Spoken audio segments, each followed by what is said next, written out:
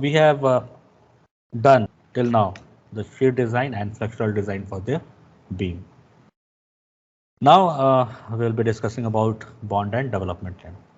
So to start with, so consider here I have shown you a cantilever beam. Okay, so this cantilever beam is cantilevering from this supporting member. This is the supporting member which you can see it is cantilevering from this.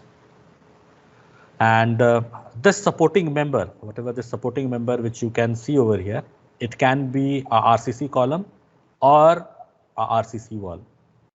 Now you see when load is being applied, okay, when you apply load in this cantilever beam, this beam is going to bend.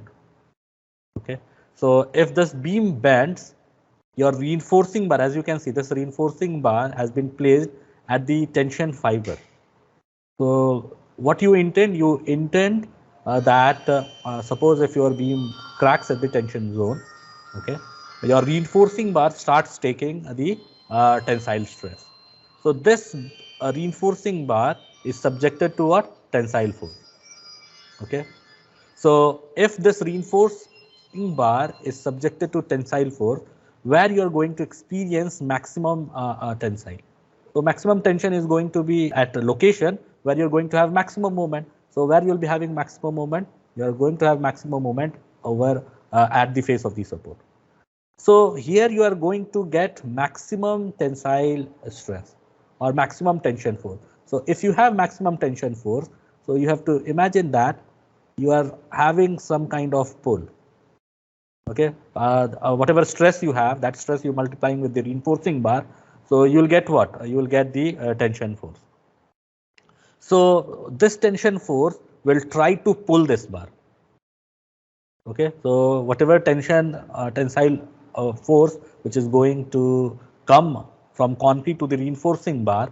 Now once it comes to reinforcing bar, the reinforcing bar will try to pull out from the supporting member.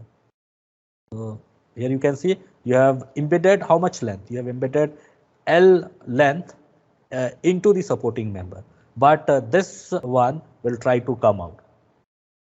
Okay, so what you are going to say, the concrete, so whatever say this is a column member, so the supporting member is a column. Okay, the supporting member is a column, so this column is made up of concrete. So the concrete in the supporting member is going to exert a grip on the reinforcing bar. Okay, it is going to exert a grip on these reinforcing bar. So how this grip is occurring? This grip is occurring because of the adhesion between concrete and steel. Okay, so please understand this is the concrete. Now this concrete is giving a grip. So this grip is occurring because of the adhesion. So here I can write this one. So here in this zone there is a grip because of the surrounding concrete, and the reason is adhesion of concrete and steel.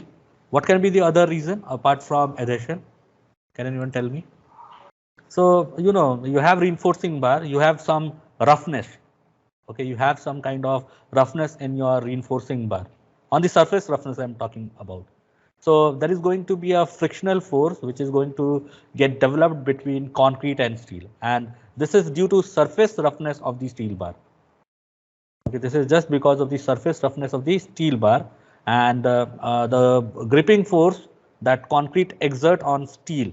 Because finally when concrete you are pouring, it is going to shrink. So it is also going to exert a gripping force. Now, apart from that, you can see the reinforcing bar which you get in the market. Like this is having some protrusions you have in the reinforcing bar. So that is also going to give additional interlocking. So you can say some mechanical interlocking between steel and concrete is also there. So these all the three mechanism is going to prevent the movement of the bar. Okay, but suppose if your reinforcing bar is plain, then mechanical interlocking will be absent. But whatever reinforcing bar currently we are having, you have these protrusion as you can see over here.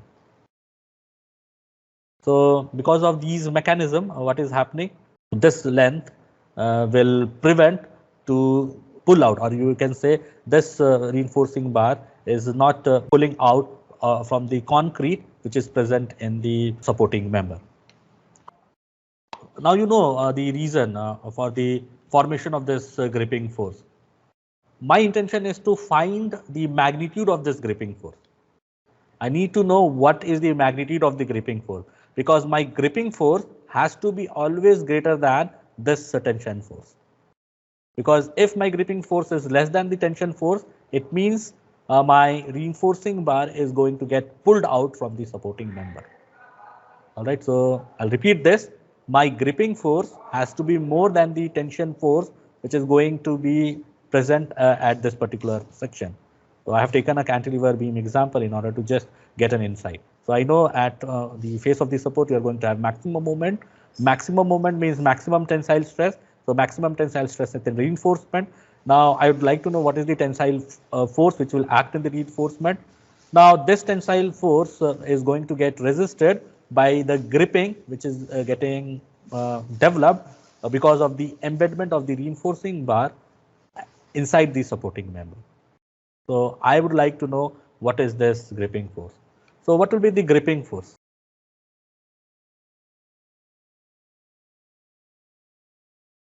So this gripping force is going to get developed along the area of surface which is being marked red, or you can say the surface area. First of all, okay, what is the bond stress which is going to get developed?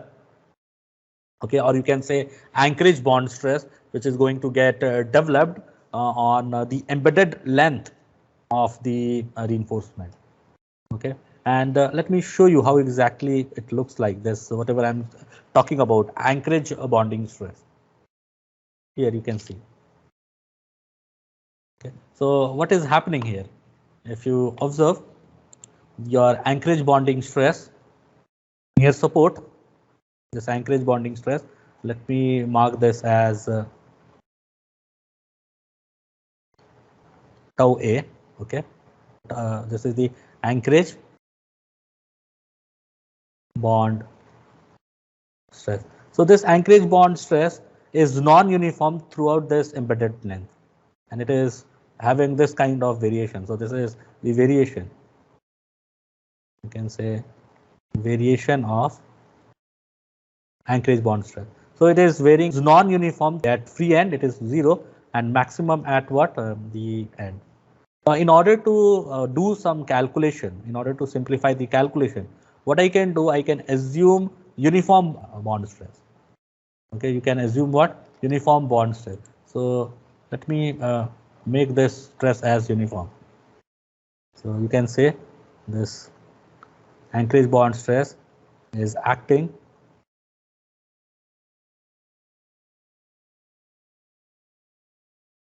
uniformly over L. So this is the average bond stress, you can say. So it is coming what? This is going to be average. Okay, average anchorage stress. So I wanted to know what is my gripping force. Gripping force. So gripping force is that surface area of the embedded length. So surface area of the embedded length is going to be how much? Pi. Say diameter of the bar is phi, and embedment length is what? L. So it is pi phi L. So this is what? Surface area of the embedded length. So if I multiply this with average anchorage bond stress, so this is going to give me what? Gripping force. Okay, this is going to give me the gripping force. Now what is going to be the tensile force? Tensile force is going to be the area of the diameter of the bar, pi by 4 into pi square. Okay, pi by 4 into phi square. Phi is your diameter of the bar into what is the stress in this reinforcement or stress in my steel. So pi by 4 into phi square into sigma s. Now in order to avoid the pull out of the reinforcing bar, your gripping force. So let me write down this as G. So G should be greater than equal to T to avoid pull out of, not tension, I'll just write reinforcement.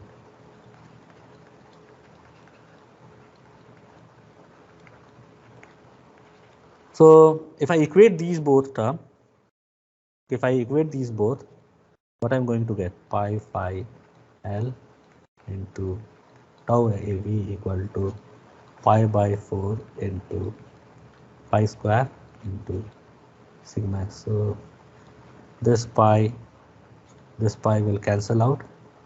5, this will cancel out. So finally, you are going to get the average stress. So average stress formula, what you are getting?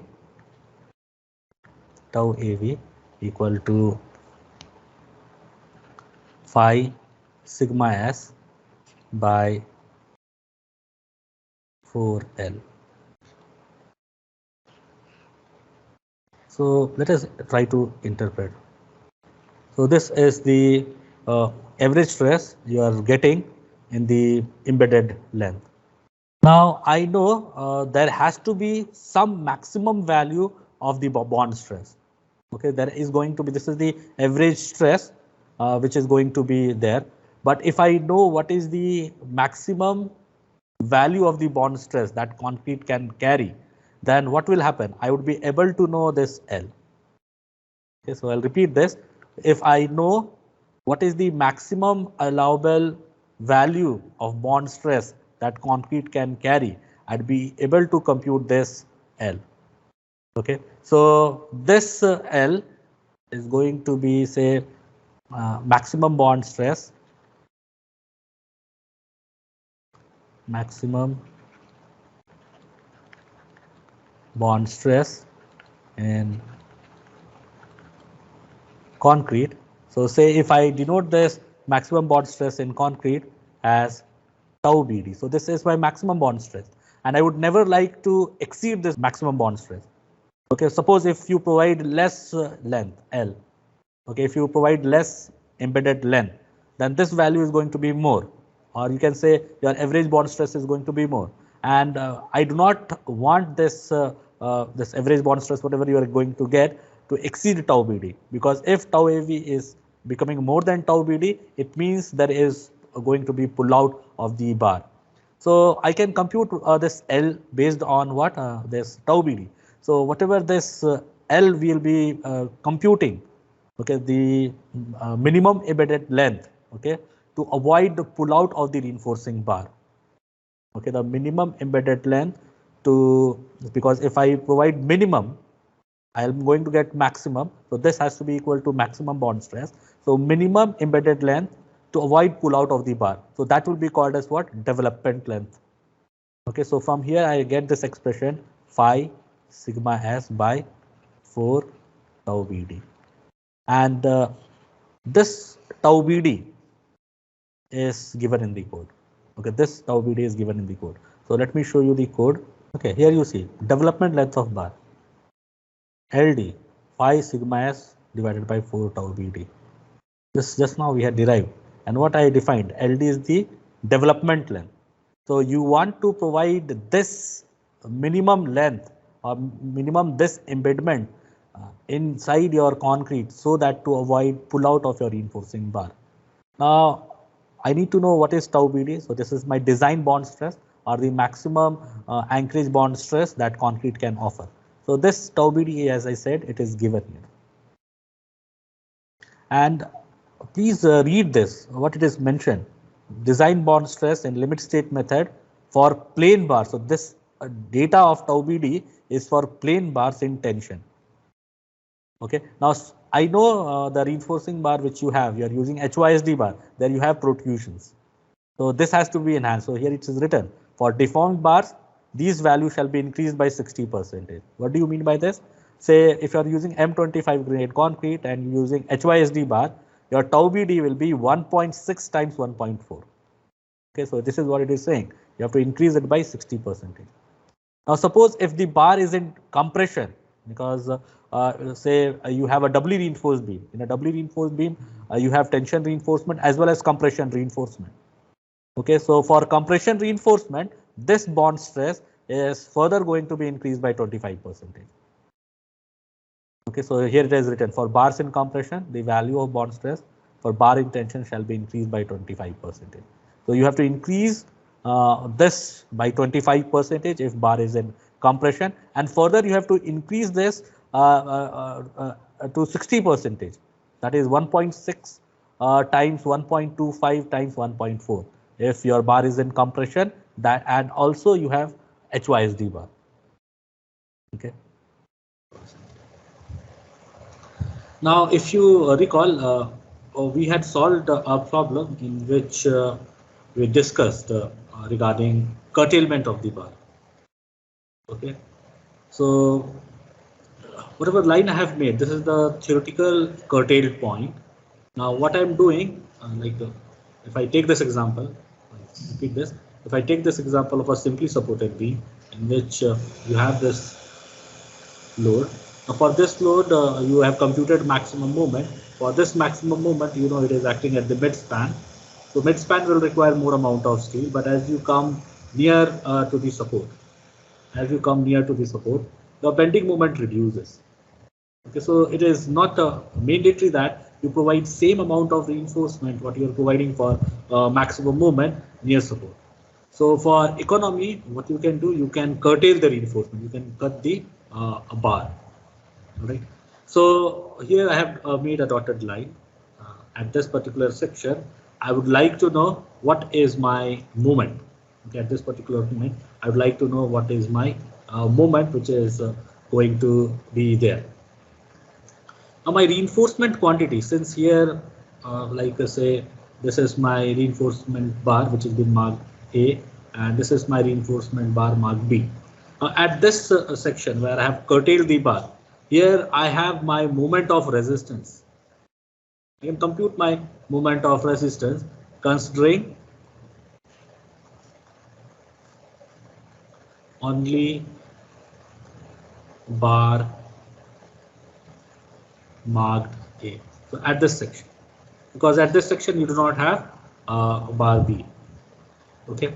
So thing is, you always remember whenever you compute the movement at this particular location where you would like to curtail the curtail your reinforcement. So we call this as theoretical curtailed point. So I'll write in short TCP, theoretical curtailed point. And in one of the problem, we had seen this theoretical curtailed point. Let me see if I have that problem.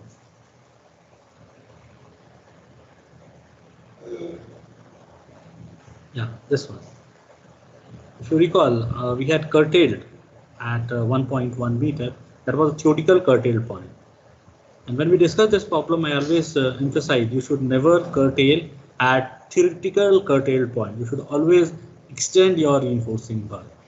Okay. So let me show you the provision where this is being shown, and I'll tell you why code has given that provision. Let me take the screenshot of the code. Curtailment of tension reinforcement in flexion. What it is writing for curtailment, reinforcement shall extend beyond the point at which there is no longer required to resist flexure for a distance equal to the effective depth of the member or 12 times the bar diameter, whichever is greater, except at a simply support or end of cantilever. So whatever showing over here, I'm not talking at the end of the simply support beam. I'm talking at somewhere over here. Okay, so I cannot curtail at the location. This is what it is saying, where it is no longer required to resist flexion. So basically, I would compute my moment of resistance. What I'm trying to say, I'll compute my moment of resistance considering only bar mark A, and whatever moment of resistance I'm getting, I find same moment of resistance here. So it means I cannot curtail my reinforcing bar. Code is suggesting you extend this reinforcing bar by some length. How much you should extend? This extension, whatever you are going to give, this has to be what? Maximum of, so it is saying the effective depth of the member or 12 times the diameter of the bar. So it asks you to take D, comma, 12 times what is the diameter of the bar. To this point you have to remember. Now why code has given this kind of criteria? So you know you are going to have maximum moment at a mid span. Okay. Now because of the maximum moment at mid span, you're going to get what tension force over here. Okay. Now, as soon as you cut the reinforcing bar, okay, when you cut the reinforcing bar, it means that anyway, this bar is in tension. It will try to regain its original length. Okay, so say if you cut the reinforcing bar over here, so basically when the reinforcing bar tries to regain its length, it will not be over here. It will be somewhat short. It will become short. Okay, this is what will happen. So you ignore this length. It gets shortened by this length. Now at this section, whatever I'm talking about, here there is further reduction. Okay, beyond this point, there is further reduction in your moment of resistance capacity. So which may get violated because maybe it is possible whatever movement which is coming in the beam, it may be more than the moment of resistance. So this will lead to what failure in the beam. So in order to avoid this, the code has suggested to extend the reinforcing bar beyond theoretical cutoff point by how much maximum of effective depth, 12 diameter above. All right, so this point you have to remember. And whatever this extension you are giving in order to add this thing, this is also called as anchorage length. Okay, this is also called anchorage value. And with the help of the problem, we would like to learn about this anchorage length because there is a bend, there is a hook. So when I talk about bend, bend is looks like this 90-degree bending the bar in this by particular fashion. So wait a second. Say you have this straight bar and when you are bending it, so this 90-degree bend. So when you do this 90-degree bend, you are having actually a curve. Each this curve is going to have some anchorage value. So we'll look into code how exactly you can find this anchorage value because of one bend, how much anchorage length which you get. So which you are going to add up when you check the anchorage value. Now these all things we will try to learn with the help of some examples. So let us take some examples in order to understand better this development length and anchorage length and anchorage value. So the first problem which has been given to you, you have a reinforced concrete wall footing which is having a width of 1.8 meter and it supports 300 mm thick wall. So this has been shown over here. Check whether there is sufficient space for 20 mm diameter bar to develop the required bond. Okay, so it is asking you to check this reinforcing bar, whether this reinforcing bar is having sufficient development length or not. Okay, and it's also is saying that these reinforcing bar is being stressed fully. Okay, this reinforcing bar is being stressed fully. It means the stress sigma s, because if you recall, my development length formula was phi sigma s by 4. So when it is stressed fully, it means sigma s equal to 0.87 Fm. So I have to check whether this LD, whatever has been specified over here, is adequate or not. So first we'll understand this. When you apply this vertical load in your RC wall, what will happen? This load will get transferred to this footing.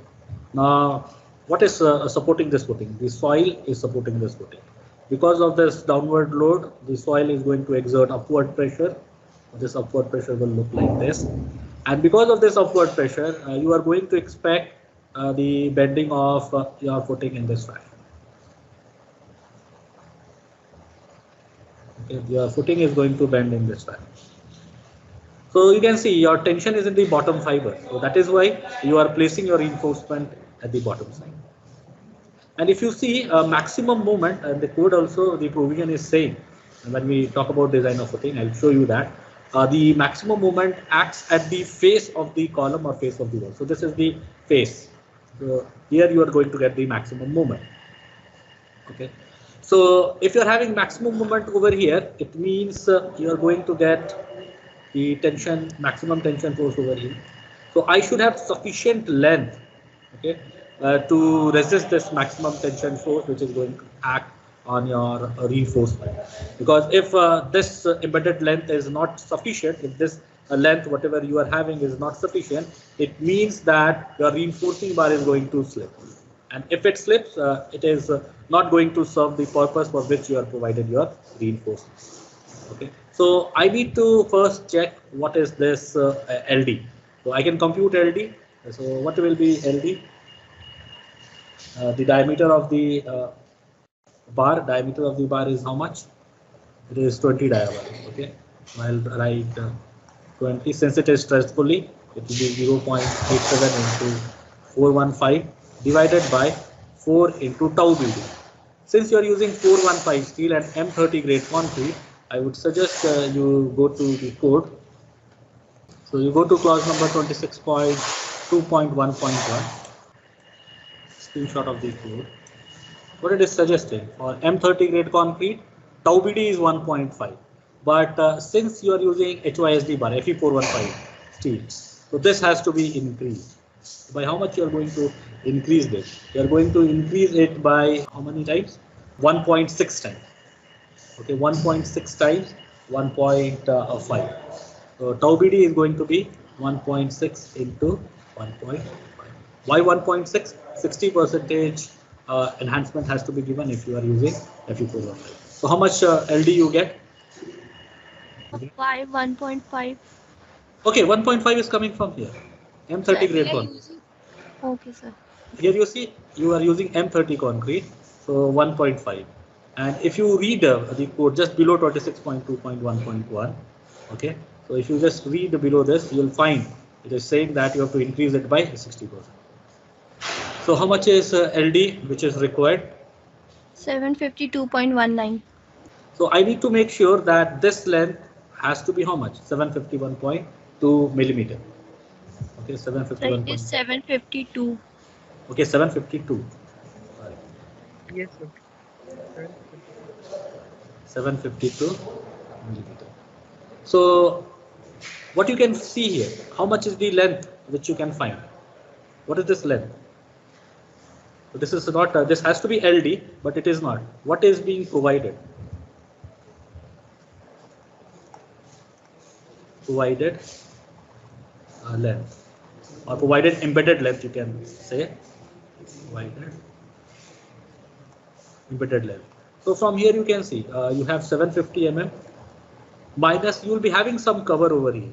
So you can take this this tail cover. You can say this is a tail cover. You can consider this tail cover as 25 mm. So how much you are having actually? You're having 725 millimeter. So it means that required is 752 millimeter, and you are providing 725 mm. So what you are going to say? You are going to say that this reinforcement is going to slip. So if it slips, so your reinforcement will not be able to take any tension load, okay, because it is not able to develop that much amount of tension which it was supposed to by bond. So what you should do in this case? So here you can interpret that the embedded length, whatever is provided, is not adequate. So I can write here the provided, so 725 mm less than LD. Therefore, the embedded length provided is not adequate or sufficient. Right, not adequate. Now, how you can or what you can do to take care of this issue? So you are not able to get this, but you have to provide this reinforcement. What you can do? You have to provide a bend or a hook, because what you need to do, you need to bend this bar. If I bend this bar, what will happen? Because of bending, I am providing some additional anchorage. Okay, and I can add that to this length. Because of bend, please understand this. I am having available embedded length as 725 mm. But because of this bend, I am going to provide what? Some additional anchorage value. So how I'm going to get this additional anchorage value? So the anchorage value, let me take again the screenshot. So this is given in clause number 26.2.1.2. Sorry, 26.2.2. So you read here. What I'm doing, I'm providing a bend. Okay, as you can see, when I say bend, you are providing in this fashion. You have a straight bar, and you are making a 90-degree bend. This is called a bend. What is hook? Hook looks like this. So what it is saying, the anchorage value of bend shall be taken as 4 times the diameter of the bar for each 45-degree bend, subject to a maximum of 16 times the diameter of the bar. So what it means? So it is saying that when you are making a 90-degree bend, okay, for each 45-degree bend, you have to take the anchorage value as 4 times the diameter of the bar. So say if you are doing a 90-degree bend, okay, so you have 45 into 2. So you have 2 times 45 degree. So 2 into 4. So you get the anchorage value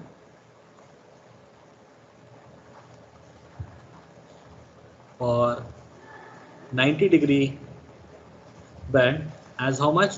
2 into 4 dia. That is 8 times the diameter of the bar. In this problem, as you can see, if I give this 90-degree bend, okay, if I give this 90-degree bend, what will happen? By providing a 90-degree bend on either side of footing or the reinforcement,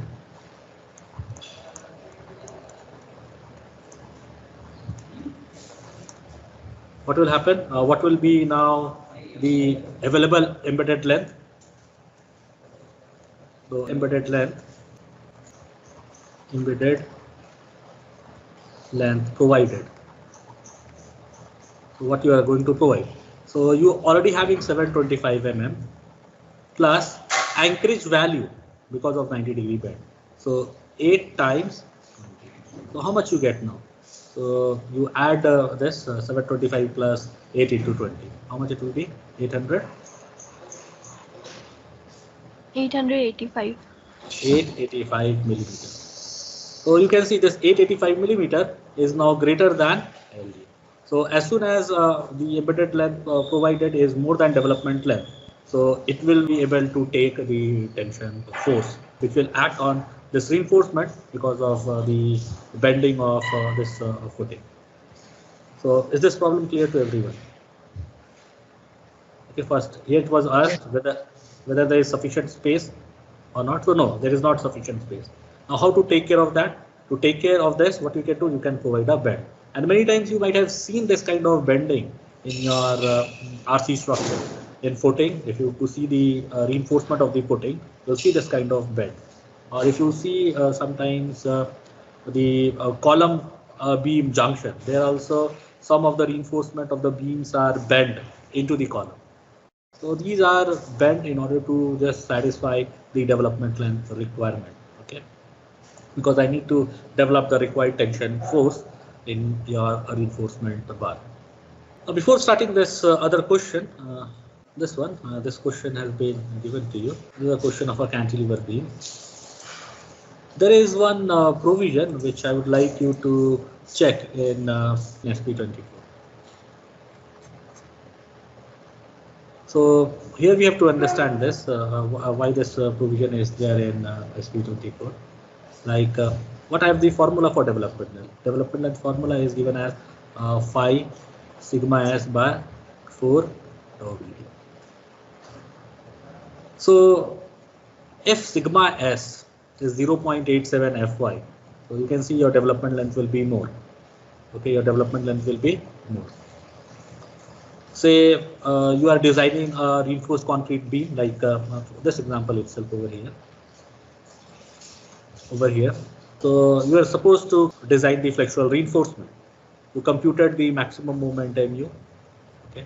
Now corresponding to this maximum moment, you computed what is AST required. Now whatever AST required, which if you provide, this steel is going to be subjected to a stress of 0.87 fy. That is the design stress.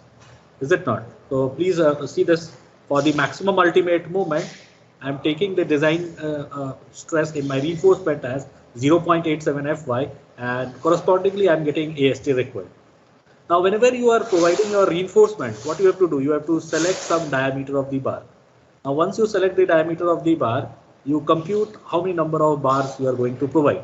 So basically once you decide the number of bars, you are saying AST provided, and whatever AST you are providing, it is always greater than AST required, is it not?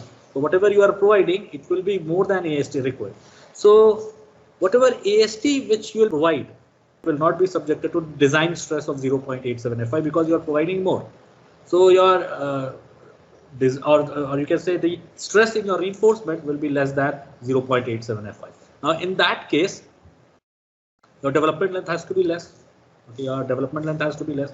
So there, this in SP24, if you see this clause number, so this is the kind of exercise you now try to search SP24. See this clause number 25.2.1. Now it is suggesting the modified development length. Okay, because your development length will get modified if your steel provided, of course, whatever steel you are providing, it is going to be more. It will not be stressed to 0.87 Fi. So your modified this thing development length is going to be what? Your AST required divided by AST provided times development length. So you please note this. Okay, so obviously your development length requirement will be less if your stress in your reinforcement is not your design stress in the steel, that is 0.87. All right. Now with this brief discussion, let us see this problem. What it is saying. It is talking about this cantilever beam for which the reinforcement detail has been shown. Okay, so it is saying you have a cantilever beam. Check whether the anchorage provided for the longitudinal bars in the beam is adequate and suggest appropriate modification if required. It is asking, it is saying that you are providing M25 concrete and Fe415 steel. Now for this loading, it is already designed. So the AST required was 223 0.8 millimeter square in the tension, while compression steel which was required is 272 millimeter square. Okay, so this is the required steel which has been mentioned. Now, when I talk about this anchorage value, so I know in cantilever what is going to happen. This reinforcing bar, which is at the top, will be subjected to this, and maximum tension is going to occur over here because here you will be having maximum moment. So I need to see that this length has to be what? This whatever this embedded length you are having, it should be more than the development length. If it is not, then you have to modify the embedded length. Okay. So first, what I will do, I will compute what is LD, which is required to be here. Here, what is being provided? Here it is provided 525 dia bar. So what is AST provided? So AST provided is 5 into 5 by 4 into 25 square. So how much it is coming? How much it is? AST 2454.36. 2454.36. So this is your AST provided. And what was required actually? Required was 2230.8 millimeters square. So I'll be having modified anchorage length because my steel is not going to be stressed up to 0.87 F1. So what is going to be modified anchorage length or development length? So AST provided or AST required. So AST required is 2230.8 divided by provided 2454.36 into development length formula. So phi is 25 dia bar into sigma s. Sigma is 0.87 into Fi given as 415 divided by 4 into tau BD. So what is the grade of the concrete? It is M25. Okay, and tau BD for M25 is 1.4. Since you are using HYSD bar, so 1.6 into 1.4. Okay, 1.6 into 1. So this modified I am computing at tension side. Okay, so at tension side, I'm computing this modified development. So how much you're getting this? So 915.628. 915.63 millimeter. This development length, this is the required. Okay, this is the required embedment, or you can say required anchorage.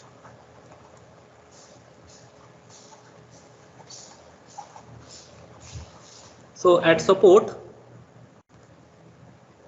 okay, so at support, you need to make sure that this which you are providing, this band which you are providing, this should have a length more than 915.63. Okay, so let us see what has been provided. Provided anchorage. What is being provided? So what is provided? You can see this dimension 280. Then you have a 90-degree band. For 90-degree band, I have shown you what is the anchorage value.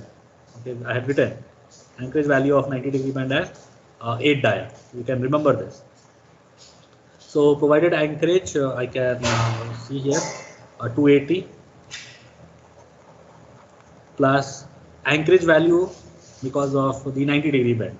So 8 times diameter of the bar. Diameter of the bar is 25 plus this one 540.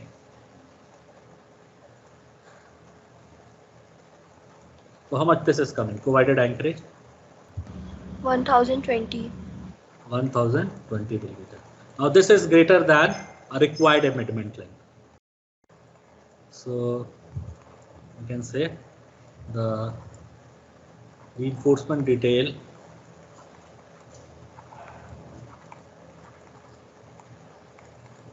at tension side is at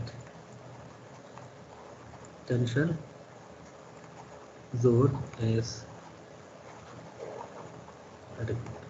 Now suppose if this length, whatever provided anchorage you are calculating, if suppose if this was less than the required embedment length, what you could have done? You could have provided more embedment. Rather than 540, you could have extended how much is required based upon what is your this required anchorage value. Okay, so this could have been done, but here I can see this is more than the required embedment length, so that is fine for me. So tension side is complete. Now let's see for the compression side. Compression side. So at compression side, I can compute. You can see what is being provided. Provided is 300 mm. Okay. Now what is required at compression side? So at compression side, again I'll write the modified development length because AST required and AST provided are different. So AST required or ASC required is 272. It is 272. What is being provided? So you can see here 216 dia. So 2 into pi by 4 into 16 square into 5 is 16. Sigma s, it will be 0.87 into 415 divided by 4 into tau BD. Now this time you have to be careful when you are doing. Now since your reinforcement bar is in compression, and let me give you the screenshot of this.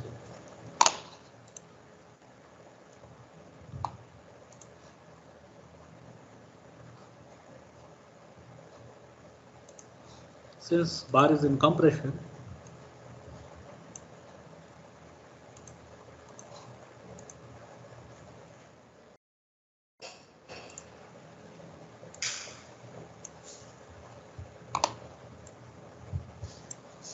what it is writing over here, what code is suggested. For bars in compression, the value of bond stress for bar in tension shall be increased by 25%. So since you are using HYSD bar, 1.6 times 1.4 into 1.25. So that is why I'll write here 1.6 into 1.4. So this is in tension. So you can see for bars in compression, the value of bond stress for bars in tension. So 1.6 into 1.4 is the bond stress in tension. So this has to be increased by 25%, 1.2. So this is your modified development length because your steel provided is more than steel required. So how much it is coming? LDM.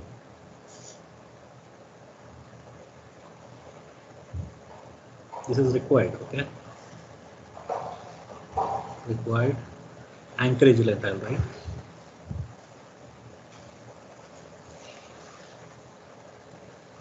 At compression. So how much it is coming?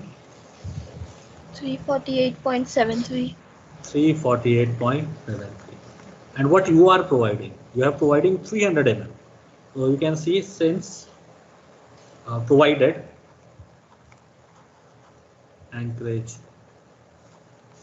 length, that is 300, is less than LDM, the detailing of reinforcement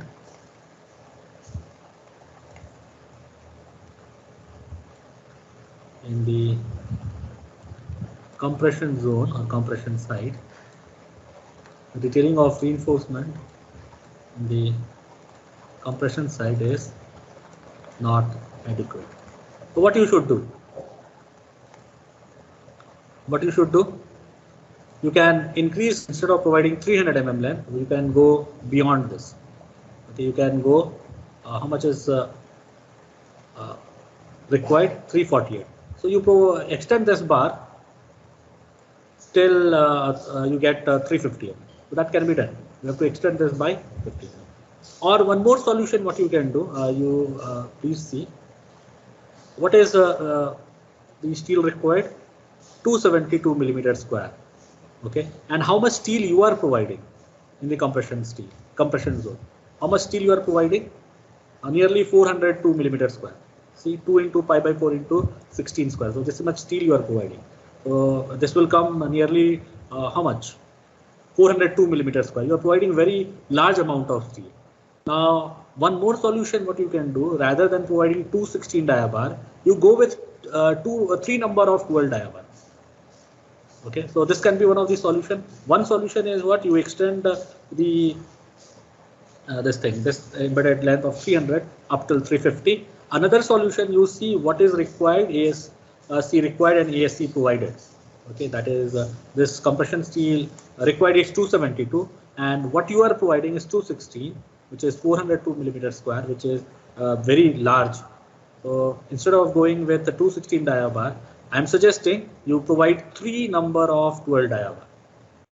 Okay, so you can write here. You can have 2 solutions, as I said. So how it can be taken care of, how this detailing can be made adequate. The detailing can be made adequate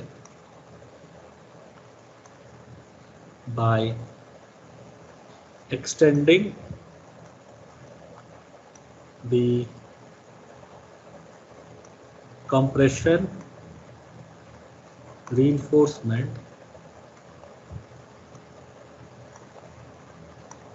by 50 mm more into the support. This is one of the solutions. Okay. Using this, you can make the detailing correct, or adopting 3 12 dia bar in compression side. So if you provide 3 12 dia bar, what is the compression steel which you are providing? ASC provided, how much it is? 3 into 130. So 339. 339 millimeter square. Now this is more than 272. That is fine for me, because in compression you require 272 and you are providing 339. That is fine for me. Now if you provide 3, what will be LDM? If you compute LDM, it is 272 divided by 339 into development length Phi is now not 16, it is 12. Phi sigma s 0.87 into 415 divided by 4 tau BD. 4 into, since bar is in compression, so 1.6 times bond stress is 1.4 into 1.25. Now how much you are getting? 310.38. So you can see now 310.4 millimeter. So what you can see, whatever has been provided, if you provide 12 mm dia bar, 312 mm dia bar, then you find that the detailing is going to be correct. Okay, instead of using 216 dia bar, and if you go with here 312 dia bar, if you extend this till 300 mm, that will be fine. So this is also one of the solutions. Okay, so by adopting 312 dia bar, the reinforcement detail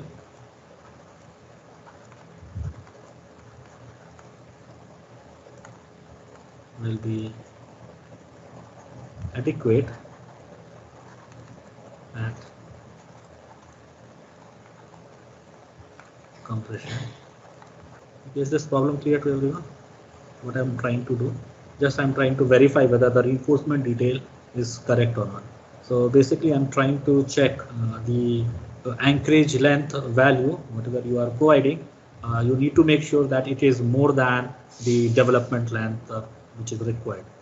Okay, and I also talked about how you can modify your development length, because whatever AST which is required, that you are not providing. It means that exactly you are not providing. You are providing more than that. If you are providing more than that, your stress in your reinforcement will not be 0.87 Fi. So your development length is going to reduce. So from this formula, you can actually modify your development. So we have seen this problem, how to make sure that whatever anchorage you are providing is has to be more than or equal to modified development.